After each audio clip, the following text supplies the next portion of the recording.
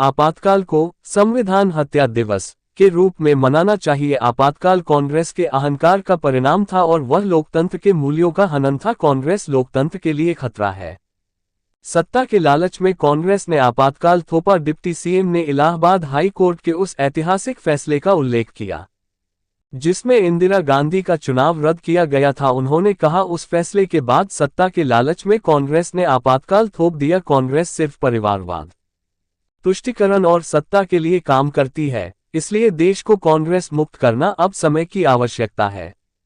उन्होंने समाजवादी पार्टी के मुखिया अखिलेश यादव पर भी तीखा प्रहार किया। उन्हें नकली समाजवादी करार देते हुए कहा कि कांग्रेस से गठबंधन कर लोकतंत्र के साथ धोखा किया है। आरोप लगाया कि सपा अब माफियाओं, नकल और भर्ती घोटालों की शरणस्थली बन गई है। डिप्टी सीएम ने दावा किया कि भाजपा ही एकमात्र पार्टी है जो लोकतंत्र, संविधान और गरीबों, किसानों व महिलाओं के हितों की रक्षा कर रही है। जिस तरह स्वतंत्रता संग्राम सेनानियों ने भारत को अंग्रेजों से मुक्त कराया, वैसे ही लोकतंत्र सेनानियों ने देश को आपातकाल से मुक्त कराया।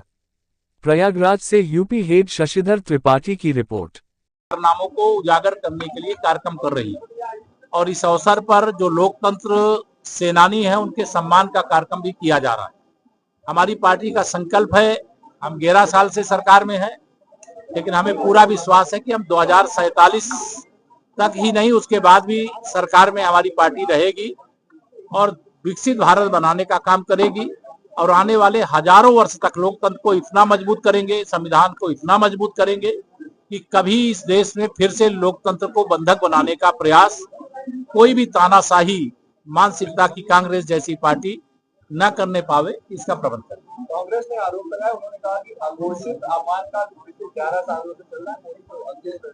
जो भ्रष्टाचार करते थे, जो आतंकवाद को आयातित करते थे, जो नक्सलवाद को इस देश में बढ़ाए, जिन लोगों ने सत्ता का दुरुपयोग करके सारे नागरिक अधिकार, न्यायपालिका के अधिकार, मीडिया की स्वतंत्रता को छीनने का प्रयास किया, उनके मुंह से यह बात शोभा नहीं देती। लोकतंत्र भारत का मजबूत था, मजबूत है, मजबूत रहेगा और माननीय नरेंद्र मोदी जी के नेतृत्व में भारत का लोकतंत्र मजबूत हुआ है।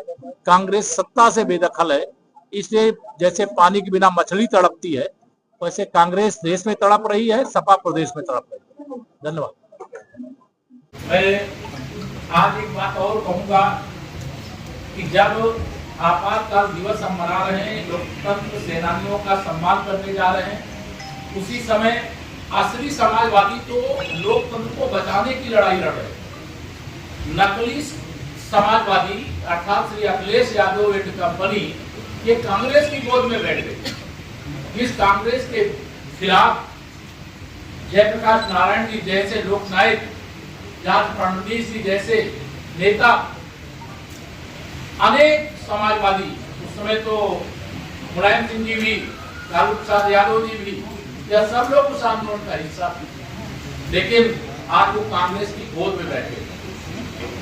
जो कांग्रेस की गोद में बैठ गया वह कांग्रेस की तरह ही हो गई। लोकतंत्र की हत्या करने वाली, इस देश में इमरजेंसी लगाने वाली कांग्रेस पार्टी के साथ जो खड़ा है उसे कांग्रेस समझते हैं।